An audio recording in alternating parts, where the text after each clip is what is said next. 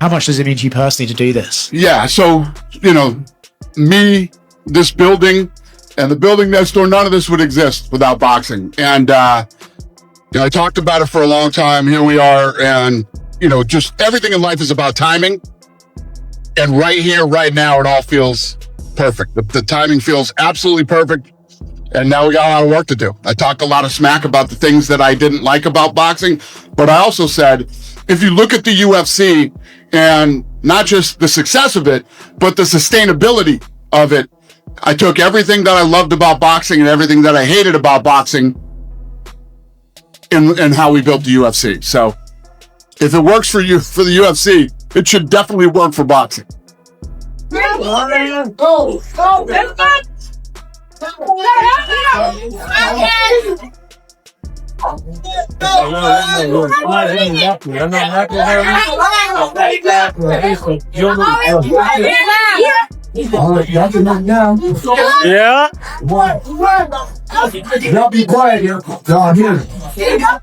After the biggest win of his career against Canelo Alvarez, Terence "Bud" Crawford shocked everyone.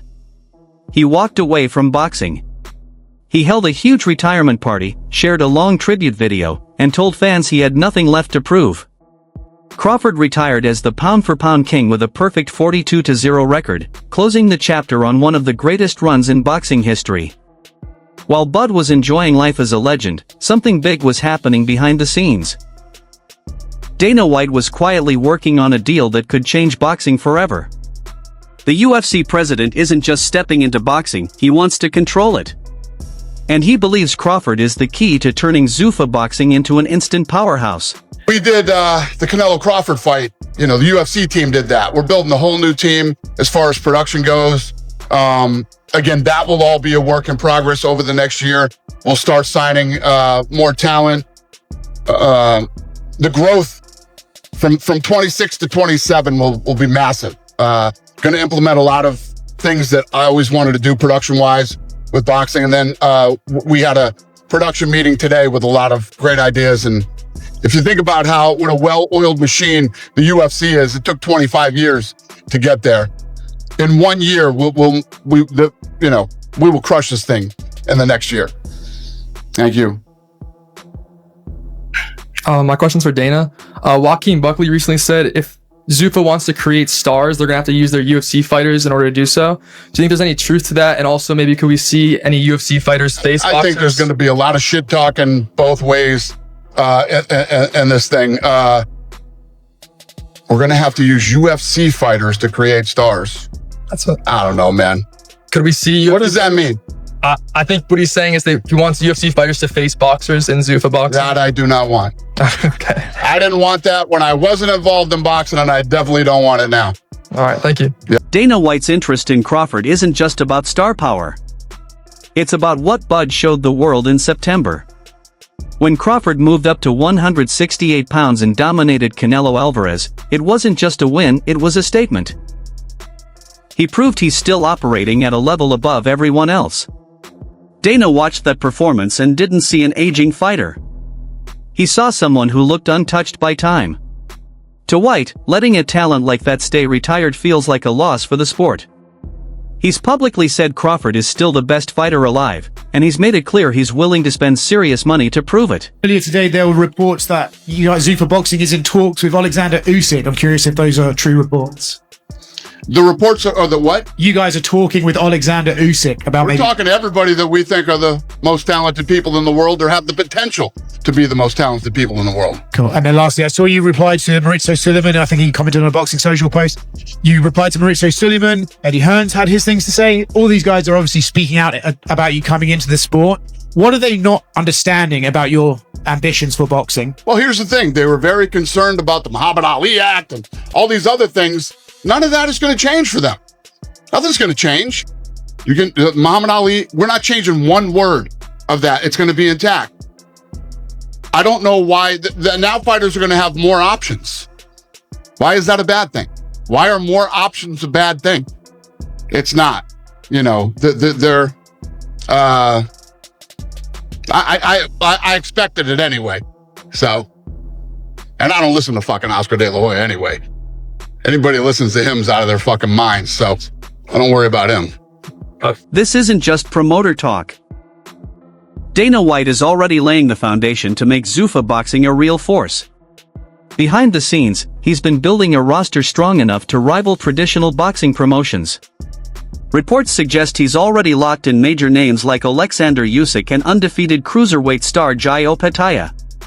By securing elite fighters across weight classes, White is showing he has major financial backing from TKO and Riyadh Season. He's building something big, and every empire needs a leader. Right now, that top spot is open, and Dana wants Terence Crawford to fill it. Usyk in a fight maybe as a one-off, but like Usyk signing with Zuffa doesn't feel like what I was imagining before. So but I don't if you know. can sign him, Oh yeah, sign him. of course. How many fights do you get out of him though? 2? I mean, still, you're still getting him. Look, Then you get 2. by the way, you put those fights on Netflix. Netflix wants the big fights. They have the ability to make big fights. Like I think they're going to try to do AJ Fury on Netflix and be involved in it. And these are Zuffa is, you're saying? Yeah. What's their involvement? What do you mean? On which side of that fight? They're just putting it on. Riyadh, AJ's tied to Turkey. Tyson's no longer tied to Top Rank. Let's go. So the We're Tyson putting it side. on. Dana's there, takes credit for it. Other people are paying, and they'll have to work with other people. Just like Canelo had his own little team, and Terence has his team. But they're trying to put on the biggest events and be attached to the biggest events. So I think there's going to be a little bit of that and a little bit of what we're seeing this weekend. I get what you're saying, but would that not be Matchroom and Queensberry, or Top Rank rather? How would they get into the equation? I don't think Tyson is with Top Rank anymore, and I think that they would just cut a deal. Every man has a price With Tyson. and they would be the promoters. Yeah.